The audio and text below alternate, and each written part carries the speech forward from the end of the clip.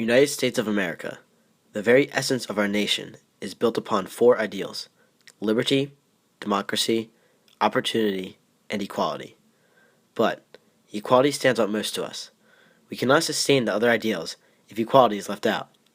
If our nation focuses on any other moral other than us all being equal, then liberty, democracy, and opportunity cannot be present. We cannot have liberty without us all being equally free. We cannot have democracy if we do not all have an equal say. We cannot have opportunities unless everyone gets an equal chance at getting them. The reason that we started our country is that there was an inequality in England. But what does inequality mean? It means that everyone is on the same playing field of life. It means that everyone is punished the same. It means that no one gets special privileges or penalties based on their ethnicity. Our country is based off the people united, and the people equal. The Revolution all started out with an unsteady relationship between England and its colonies. This tension began with the colonies being unhappy with England because England was neglecting to treat them with equality. The first case of this inequality was when England passed the Navigation Acts. The Navigation Acts denied the colonists freedom of trading with other countries so that no one else would profit from the 13 colonies. This limited the colonists' ways of making a living. The act favored British merchants over American merchants, thus creating the inequality. The second case of inequality was when England passed the Sugar Act. Before the Sugar Act, there had been a period of salutary neglect. England had ignored the colonies, so the colonies bypassed the previous Sugar Act. Once England came into debt, that was when they started enforcing the laws they had put into place. They made it so the colonies were being used. They were treating the colonies with inequality, for they were being treated only like a way of making money, and not as a part of the country. With the rest of the taxes the British imposed on the colonies, there was even more inequality. The states in the Americas had no say in what was being done to them. They were being treated as inferiors. More and more tension built up upon this inequality between the colonies and Britain, and it was not heading in a peaceful direction.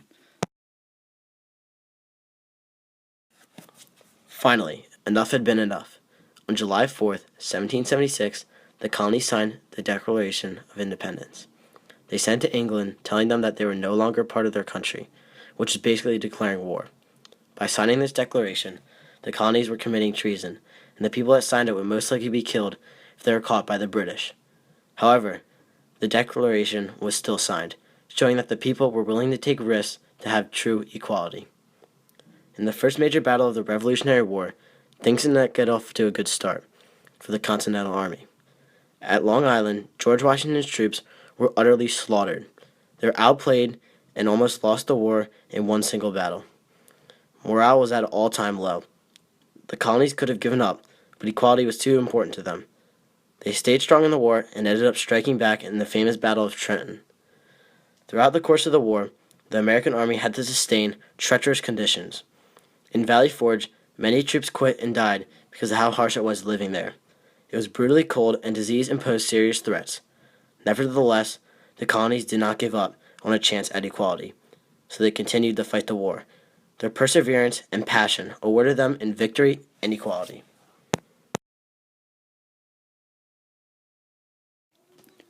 Now that the Americans finally won the war, they were rid of British rule.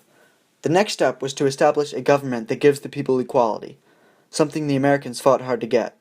The first form of government the Americans came up with was the Articles of Confederation. During the Second Continental Congress, the representatives came up with the Articles of Confederation. This idea was implemented in 1781, but soon failed in 1789, for it was weak and had no central form of power, giving too much power to the states.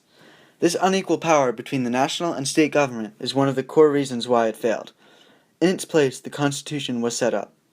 One of the main problems the Constitution set out to solve was to either give all the states equal power or to give bigger states more power.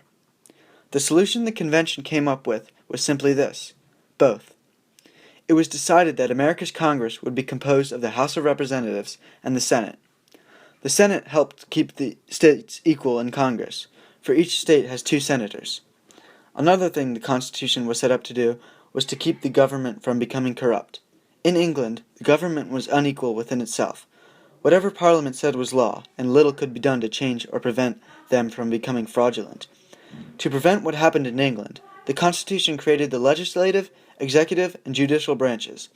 To keep these branches equal, a system of checks and balances were implemented. This system allowed each branch of government to limit what the others could do. For instance, the president can veto laws that Congress proposes, but a two-thirds vote can override that veto. Now that the base for the United States was created and refined towards equality, they could start becoming a bigger and greater nation.